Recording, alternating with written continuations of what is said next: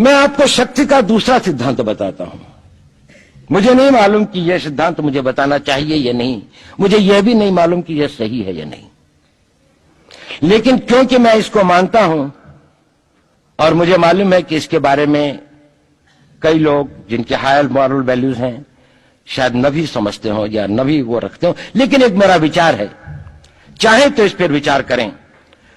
सब नहीं तो कुछ न कुछ लोगों को शायद इस विचार से कुछ सोचने की और कुछ करने की प्रेरणा मिलेगी। इतिहास दुनिया की सबसे बड़ी अदालत है, इससे बड़ी अदालत कोई नहीं है। सुप्रीम कोर्ट में क्या हुआ, हाई कोर्ट में क्या हुआ, लड़ाई के मैदान में क्या हुआ, इलेक्शंस में क्या हुआ, ये सब बातें आती हैं चली जाती हैं, बाद में रह जाता है केवल इतिहास। और इतिहास का निर्णय हमेशा उसके पक्ष में गया है जो शक्तिशाली था।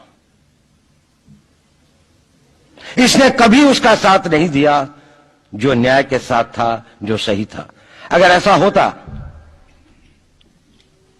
तो दिल्ली में बाबर रोड होती है, बाबर रोड है लेकिन राणा सांगा रोड नहीं है, क्योंकि बाबर आया, विजयी हुआ, राणा सांगा हार गया। भारत की हिंदूशाही किंगडम अफगानिस्तान से होती सिकुड़ती सिकुड़ती सिकुड़ती यहां तक नहीं आ जाती। हमने किसी पर आक्रमण नहीं किया, हमने किसी के जीवन मूल्यों को नष्ट नहीं किया, हमने किसी के धर्म ग्रंथों को और धर्म स्थानों को नष्ट नहीं किया।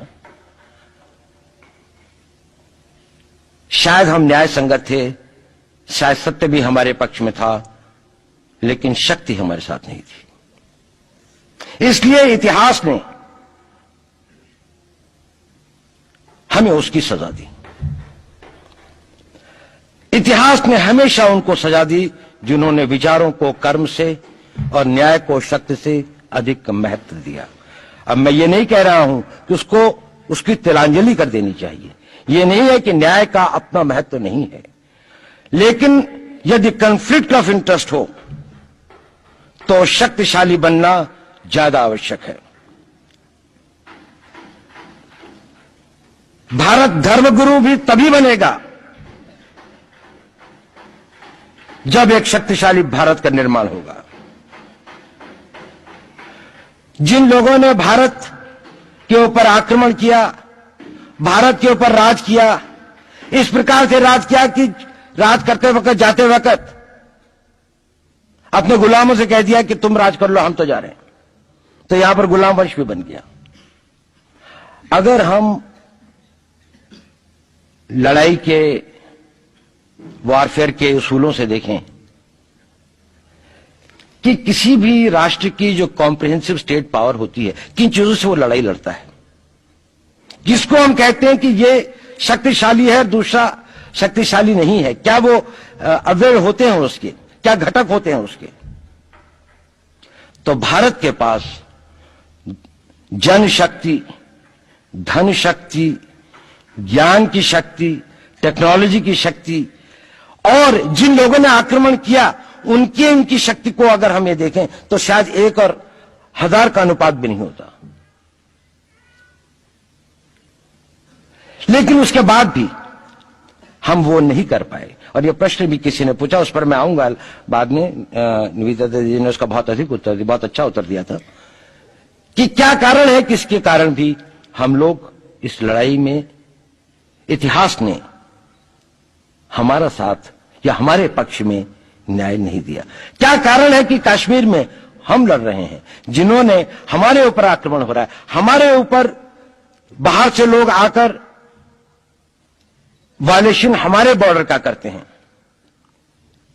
इन्फिल्ट्रेटर्स हमारे यहां आते हैं, जबकि पूरा का पूरा कश्मीर भारत का भाग है, अभिन्न भाग है। कानून के अनुसार वहां के राजा ने यह हस्ताक्षर किए, हमें दिया।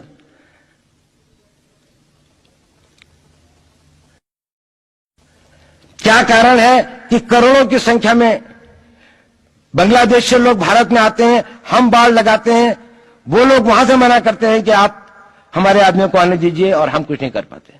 और भारत में 2 करोड़ नागरिक रहते हैं। हम हर एयरपोर्ट के ऊपर में इमिग्रेशन की चेक पोस्ट लगाते हैं कि कहीं पर कोई एक आदमी बिना पासपोर्ट के या बिना वीजा के भारत में प्रवेश न कर जाए।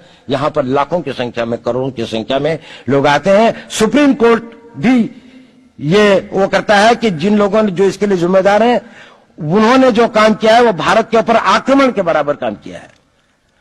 और वही सरकार उस सुप्रीम कोर्ट के 25 जुलाई 2005 के निर्णय के 3 दिन के अंदर में एक नया अध्यादेश जारी करके उन सारे के सारे कानूनों को फॉरेनर्स एक्ट के अंदर में इनकॉर्पोरेट कर लेती है, क्योंकि जो वो IMDT एक्ट था उसको सुप्रीम कोर्ट ने नल एंड वॉइड कर दिया। ये सब बातें हमें सोचने और समझने की आवश्यकता है। एक कारण, मैं ज्यादा चीजों में नहीं जाना चाहता, इतना समय भी नहीं होगा, कि भारत विदेशों से इतना नहीं हारा। अंग्रेजों ने भारत के खिलाफ कोई लड़ाई ऐसी नहीं जीती जिसमें कि अंग्रेजों की फौज में भारतीय सिपाही नहीं थे। चाहे वह पहले बंगाल नेटिव आर्मी थी, 1857 के अंदर में सिखों और गुरखास ने उनका साथ दिया। जब सिखों से लड़ाई हो रही थी तो बाकी लोगों ने उनका साथ दिया। हमेशा नेटिव आर्मी उनके साथ थी।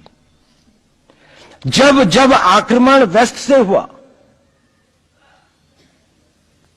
चाहे वो पार्थियंस थे, चाहे हून थे, चाहे मंगोल आए, बाद में मुगल आए, तो लश्कर कहां बने? वो तो थोड़े से लोग आए थे।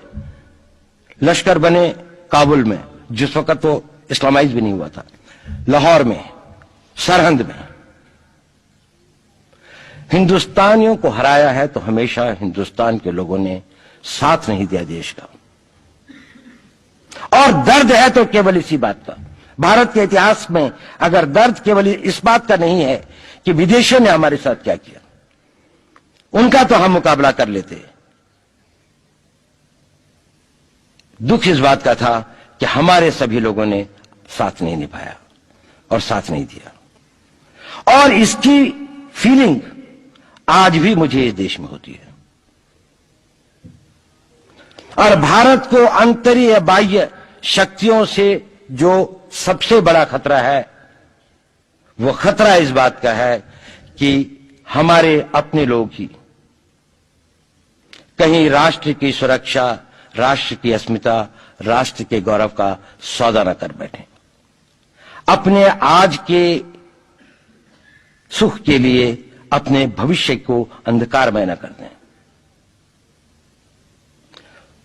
और इसके लिए जो जागरूकता चाहिए, इसके लिए जो ताकत पैदा करनी है, वो ताकत केवल समाज के अंदर भी पैदा की जा सकती है। उसको केवल आप लोग कर सकते हैं। वो केवल आज की युवा शक्ति ही कर सकती है।